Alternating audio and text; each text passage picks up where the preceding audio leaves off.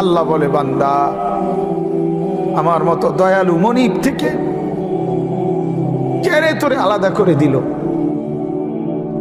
মা গাররাকা, আরে বান্দা, আমার থেকে কেন আলাদা হলি? আমি কি অপরাধ করেছি? সারাদিন আসমানে আলো দিয়ে আমি অন্যায় করছি? আজ আবার রাতের বেলা ঘুমের পরিবেশের জন্য অন্ধকার করে দিয়ে আমি অপরাধ করছি? মা গাররাক, এই যুবক, তোমার কাছে তোমার মালিক অপরাধ কি করছে বল না বেটা, বল। কেন সেজদা করলি না ভাইয়া?